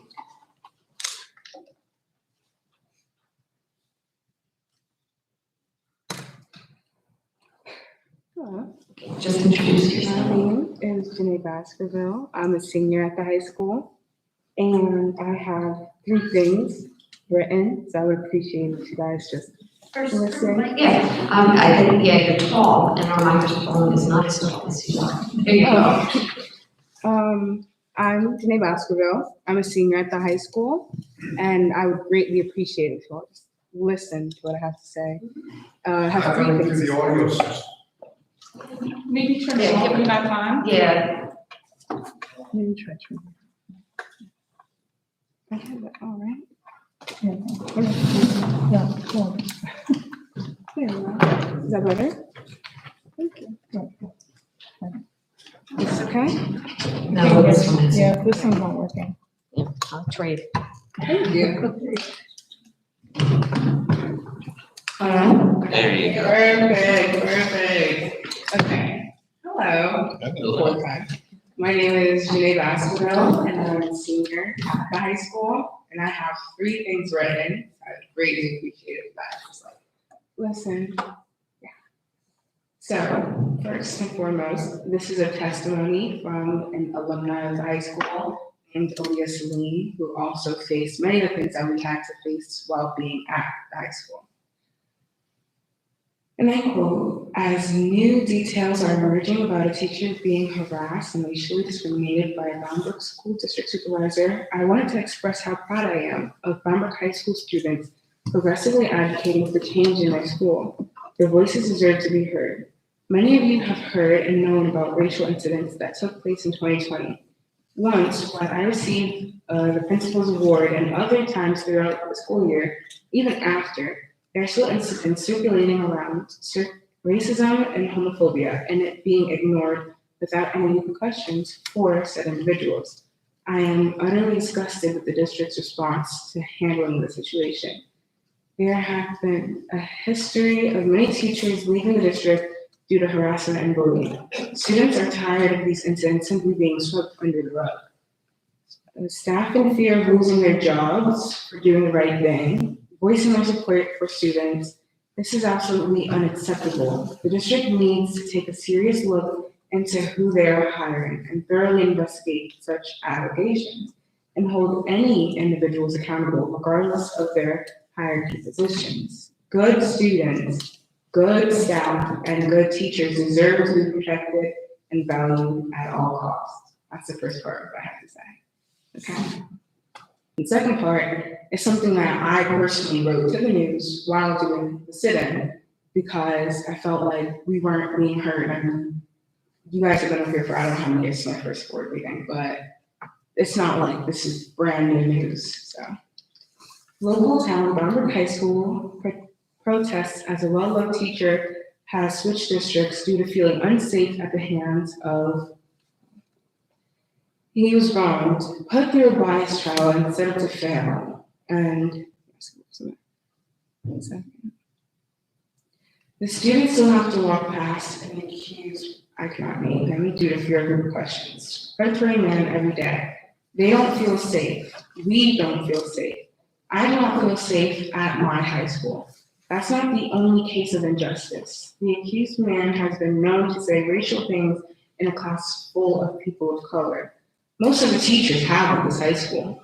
One specific teacher at high school even has a Blue Lives Matter flag hanging up big and bold to spite her Black students.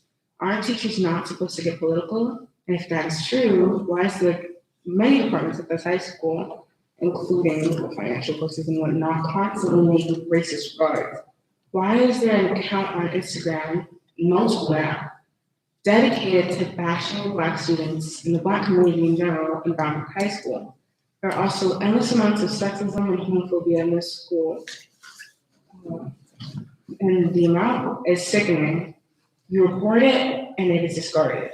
We tried to do a walkout and they threatened us with suspension. So we will sit here quietly and we'll be silent, but the injustices speak for themselves. And then I provided bits from the protest. And I said, the only thing that this district cares about is the media and how they're perceived. Please, I am asking and begging for you to help us. You are our best hope at getting change. Although the people who are supposed to be helping us may not care at all, I pray that you do. And this is something that I also personally said at the walkout. And then I had some problems to say to you personally. Bamberg High School has shown us time and time again that they do not genuinely care about us. Between the Blue Lives Matter flags and teachers saying slurs, we are not equal to them. We are numbers. A teacher once told me, and now I'm telling you, that we are a steady flow of income. 7 cops. There is a skimp amount of us here, and we need 7 cops. We were threatened to even come out here today. And I not see all of these teachers who do all of these racist and blatantly hateful things get threatened with 7 cops when they were doing what they were doing, or even after the fact when it was reported. We are being taunted while walking through the halls and cannot go from class to class without being taunted by people who knew they've done hateful things to our community. And they know how uncomfortable it is making us, smiling and laughing at our discomfort. And the exact same thing has continued to happen with other teachers.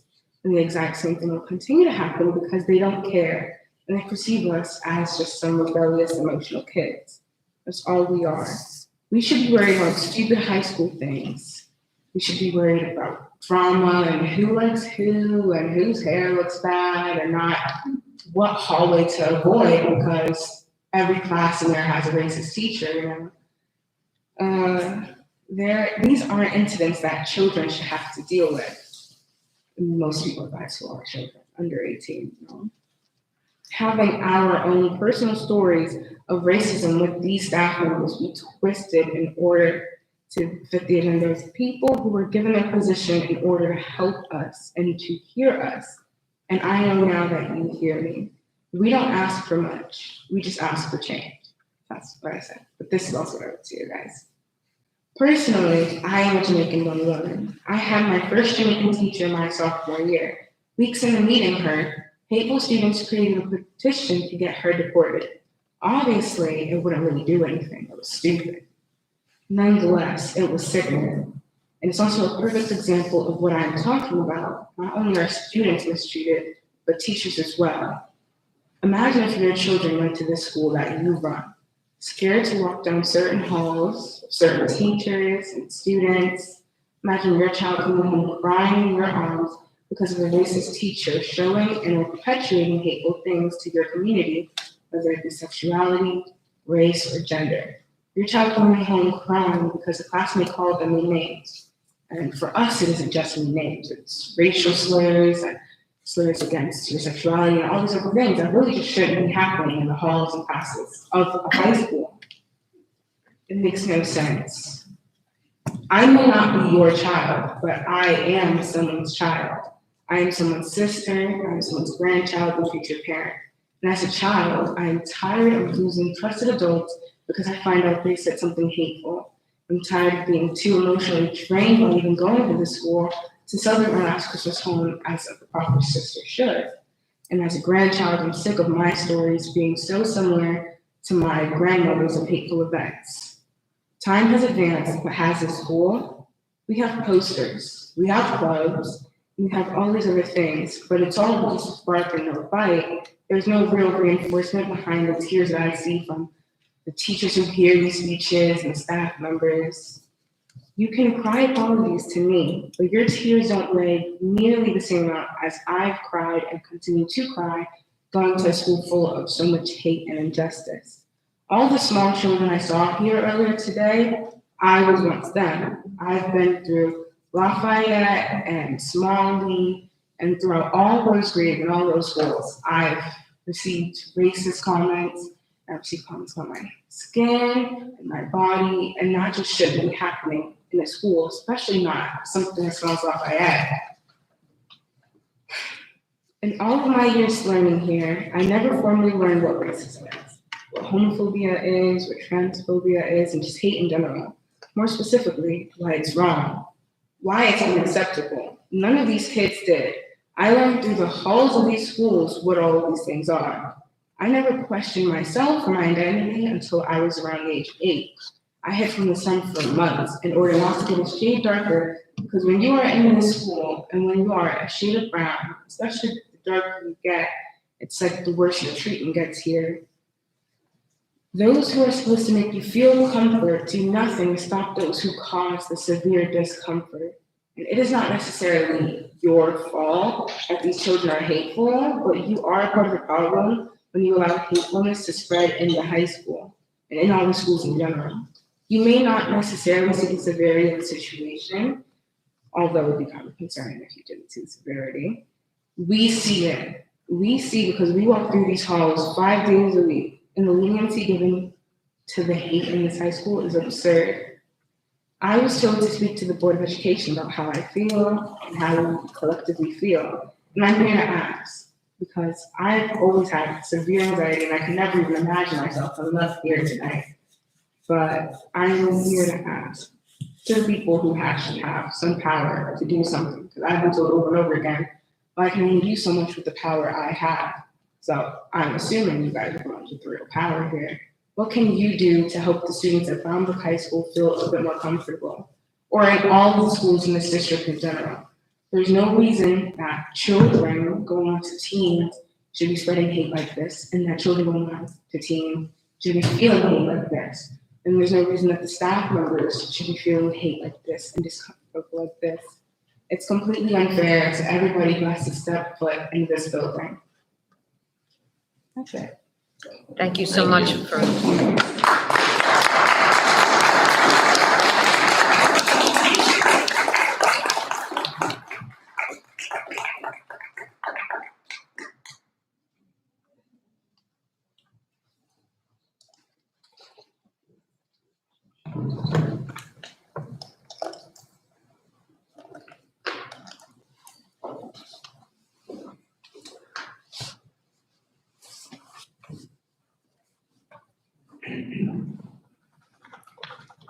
The pen up here died. Yeah, that's okay. I broke most of it. Okay, can you hear me? Mm-hmm. Okay. Just introduce yourself. Good evening, members of the Board of Education. My name is Cheryl Holly Jenkins. I am an 11th grade student, and I want to preface this by saying that I am one of the members on the committee started by Mr. Smith. I am here on the student voice behalf to reiterate a series of concerning issues that not only need to be addressed, but need to be perennial in Brown Brook High School's infrastructure. But first, before I begin, I want to tell you a story of the first time I stepped foot into the school. Immediately upon my entrance, I was told by multiple colored and LGBTQ+ students how discriminatory the school was. More importantly, I was told how most of these discriminatory incidents were not taken with the serious regard necessary for such acts. Thus, most of these traumatic and triggering experiences were seemingly swept under the rug, and my newfound peers felt unsafe in such an environment. Can you imagine my emotions upon hearing this constantly? Within a short 5 weeks, I set foot into this building. I was instantly made aware of vital issues occurring in this place. If I can be here for 5 weeks and already made aware of this, I'm lost as to how you, as members of the board, principal, vice principal, and superintendent, who have been here a countless amount of years, or even here a week, can say to the student body and the public that you are either unaware of what's occurring, or that you are doing all in your power to stop what has been happening. That was my freshman year. My freshman year, I am now a junior, and finally, after countless media stories, student breakdowns, and protests, we are only being acknowledged. It shouldn't take us being outside in 50-degree weather for 2 hours and us asking for a meeting to even occur. It shouldn't take the very student body you came to advocate for having 2 walkouts and sit-in for us to even see the superintendent. Children shouldn't have to do this because children feel unsafe in an environment that preaches safety. I should have to stand in front of the entire teaching faculty and give a speech scolding them for their childish and prejudiced behavior, and I shouldn't even be here today. But I am. I am because every day I have to walk past a teacher who has outright said nigger in front of my face.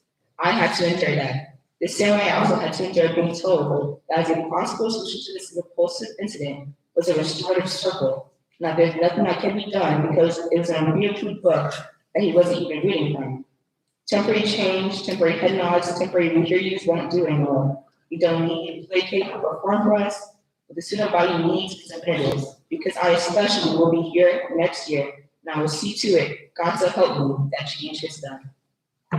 Thank you so much.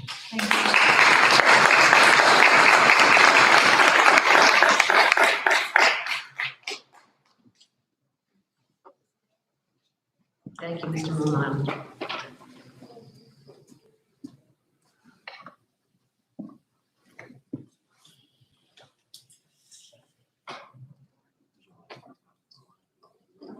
Okay, I'm just done. We have 3. No, someone's here. Oh, I'm sorry. Good evening. My name is Josephine Lindsay. As a concerned parent and community member, I'd like to just say, here we are again. Once again, a wonderful teacher that is not only respected by his peers, but adored by his students. A teacher that is making a difference in students' lives is suddenly resigning due to a toxic work environment. And before I get questioned as to why I'm here speaking, I'm personally concerned because my children will be attending the high school. As a parent, I would obviously like for them to be educated in a safe and respectful environment. An environment where they see their teachers being respected and respectful to each other. Respect is one of the most important foundational factors in the development of a healthy learning environment. Now we are hearing of this teacher being threatened of arrest if he steps foot on school property. Really? The only thing these teachers want is a respectful, peaceful working environment. I would think that anyone can see that the students are the ones affected the most here. You can't tell them you support them, you support your teachers and staff, and that you're focused on these issues when what they see every day is the opposite. It's not real. Actions speak louder than words. And as you witnessed, these kids protested, and they are here today. They're showing you in actions their discontent. There is already enough hate and chaos in the world we are in today. Why is Mr. Lopez Perez here today? I'll ask this question again. How many times does this need to happen to catch your attention?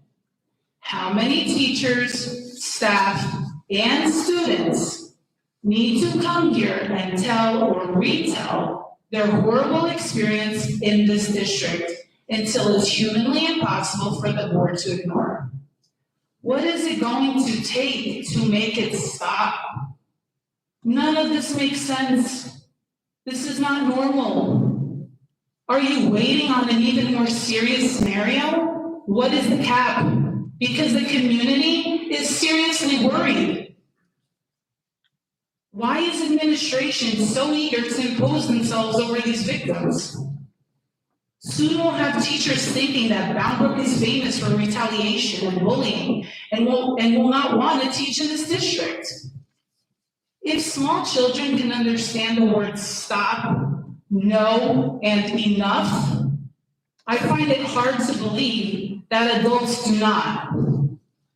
My wish is you revisit your investigations and aim to be fair, without protecting friendships or supervisors.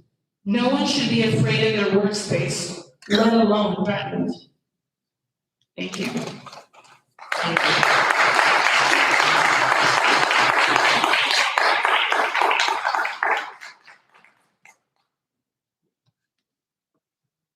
Is there anyone else that, I did want to reiterate from earlier, I thank you all for coming, we do hear you. We are going to move forward in the direction that we talked about, including student voices of students that felt disenfranchised, that were part of that walkout, and hopefully between the administration, the superintendent, and the board, and having those 3 different committees to meet with those students, we can make a change. At this time, I need a motion. Comments Oh, online. sorry, there's 3 comments online? 3 comments online. So all 3 are from middle school teachers. The comments are about the same. I'm just going to summarize the 3 into 1. I sent out a letter regarding some school issues, regarding school safety and some issues. It was a summary letter that I sent out for 4 different incidents over 2 different buildings. So basically the teachers are asking how come the notification letter was sent out to teachers and not staff. They're on the front lines, they should be notified, and they need to know this information in advance. That's for your building principal to do that. When those issues occur, they should be talking, the principal should be talking with their staff. My letter goes out to the community. I'm not in individual buildings, I can't speak to specifics. However, those type of things should be communicated from your principal to the staff. And that's it for comments online. Okay, I need a motion to go into executive session. Under 3, material, the disclosure of which constitutes an unwarranted invasion of individual privacy. Number 7, pending or anticipated litigation or contract negotiations, or matters of attorney-client privilege. And number 8, specific prospective or current employees, unless all who could be adversely affected request an open session. Can I get a motion? Motion. Mr. Tomaselli, can I get a second? Mr. Valley? All in favor? Aye. All right, the only thing that we will be moving after the meeting is the HIP cases, and then from that we will return. I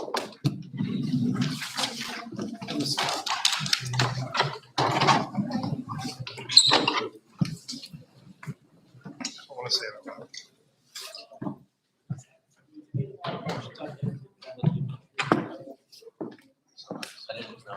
I didn't know.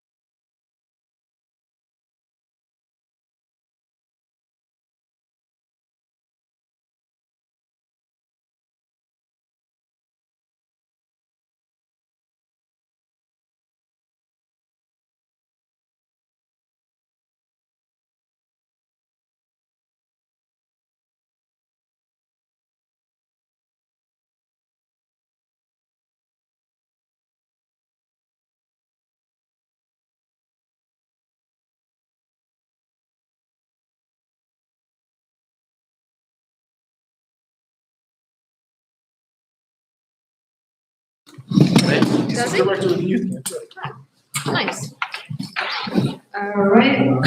Oh, you're, what? Why are you still here? I got nowhere else to go. They were just chatting. I don't quit the board meeting. Because you have nothing else to do. I take the easy way out. There you go. It's good to see you, Sue. Her husband's still at home, so he can't come home yet. All right, we're back in session. Approval of hidden cases, middle and elementary. Resolve the Bound Board of Education. High school first. High school. Oh, I'm sorry.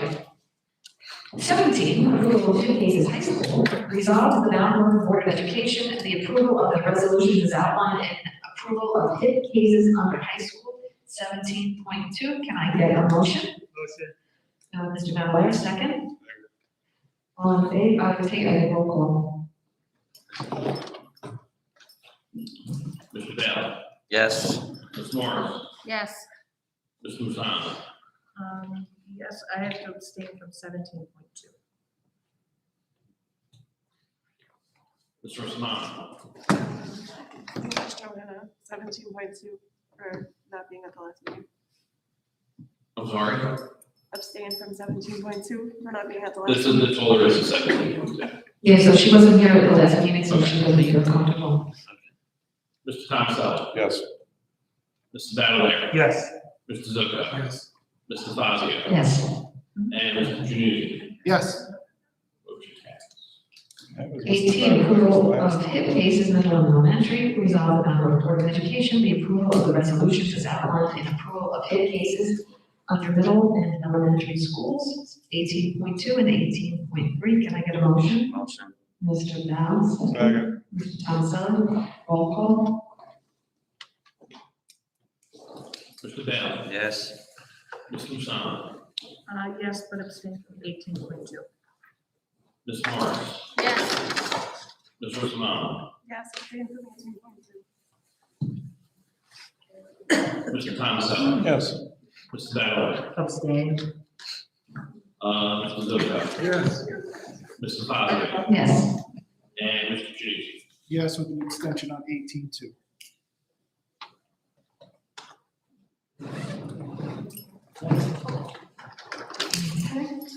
At this time, can I get a motion to adjourn? Motion. Mr. Battlefield, second. Second. Mr. Thompson, all in favor? Aye. Merry Christmas, happy Merry Christmas. holidays. I was trying to find a way. Happy Hanukkah.